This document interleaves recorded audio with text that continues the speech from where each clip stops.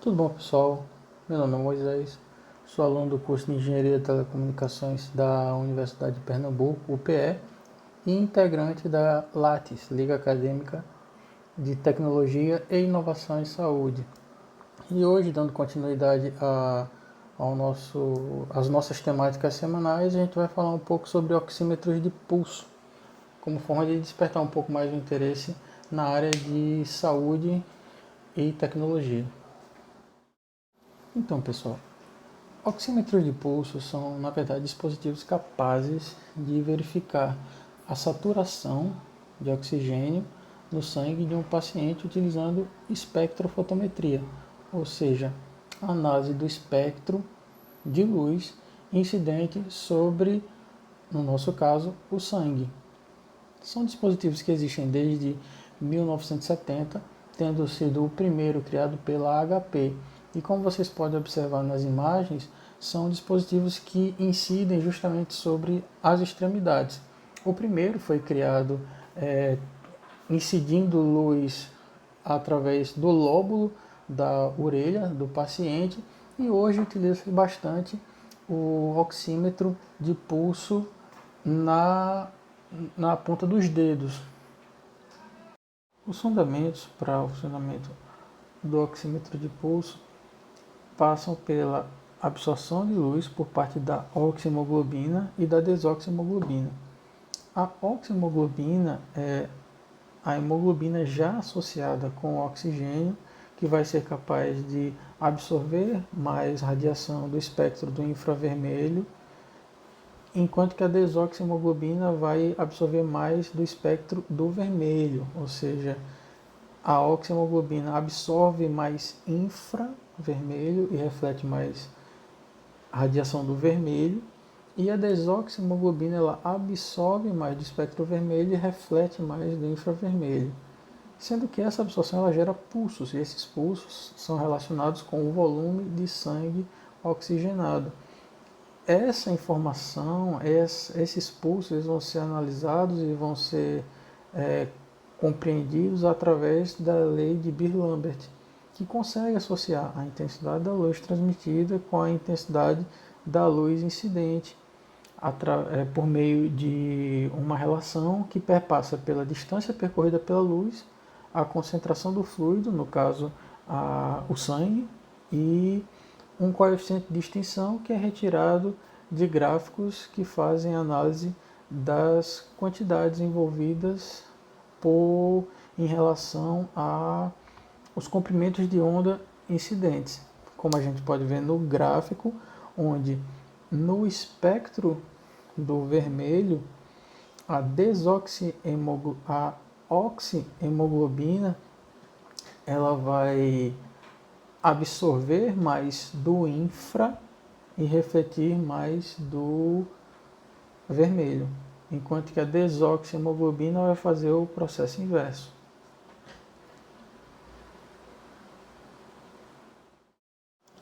Bom, e como é que funcionam os oxímetros de pulso? Como a gente pode ver a partir da imagem à esquerda, a gente vai ter um circuito que vai ter associado a ele um conjunto de dois LEDs, diodos emissores de luz. Nesse caso, um para emitir luz no espectro do vermelho e outro para emitir no espectro do infravermelho, que essas luzes vão passar pelo dedo ou pelo lóbulo do paciente e essa luz vai ser recebida do outro lado por um fotodetector. Esse fotodetector vai levar essa informação para o circuito e, conforme a gente pode observar na imagem do lado direito, parte dessa radiação ela vai ser absorvida pelo dedo, no caso, não pelo dedo em si, né? No caso pelo sangue, no caso a oxihemoglobina e a desoxihemoglobina, e vão ser analisadas as quantidades de radiação que foram absorvidas. Os oxímetros de pulso, eles trazem para a gente normalmente que é o caso desses oxímetros que a gente coloca na ponta do dedo, eles trazem duas informações importantes para a gente, que seriam os batimentos cardíacos, para a pessoa saber a frequência, a sua frequência cardíaca, e a saturação de oxigênio. Sendo que a saturação de oxigênio, ela, para indivíduos saudáveis, ela deve girar normalmente acima de 95%. Para condições leves, como gripes e resfriados, deve girar em torno de 90% a 94%, sendo que abaixo disso já a OMS já entende como sendo uma emergência clínica, ou seja, já deve haver alguma intervenção por parte da pessoa que esteja acompanhando esse paciente. Assim, a gente consegue perceber que as principais doenças que vão levar a uma necessidade de acompanhamento com o uso de oxímetros de pulso são aquelas doenças que têm relação direta com a limitação da capacidade respiratória do indivíduo, como é o caso da DPOC, que é uma obstrução crônica das vias respiratórias devido a processos inflamatórios recorrentes, fibrose pulmonar, que viria a ser o excesso de tecido cicatricial dentro dos pulmões, reduzindo a sua motilidade, embolia pulmonar, que é causada pela obstrução das artérias dos pulmões devido a coágulos, né, que tem diversos fatores de risco,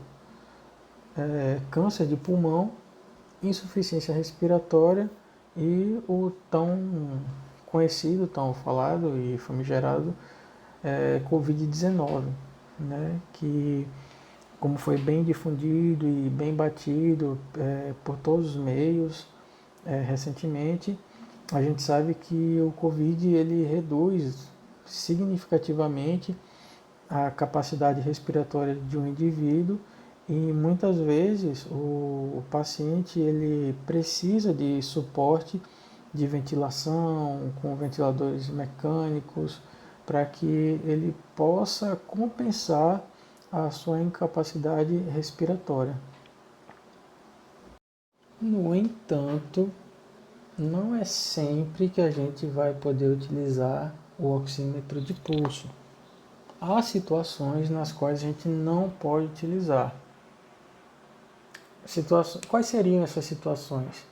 Seriam, por exemplo, situações de pacientes com vasoconstricção periférica, como seria o caso do choque hipovolêmico e paradas cardiorrespiratórias, porque como a gente bem sabe, nessas situações existe uma redução da quantidade de sangue nas extremidades, porque o corpo ele tende a acumular mais sangue nos órgãos principais, e pacientes expostos a altas concentrações de monóxido de carbono, como é o caso dos incêndios, porque o monóxido de carbono ele tem uma capacidade muito mais alta, até da ordem de 100 vezes mais alta, de conexão com a hemoglobina do que o oxigênio.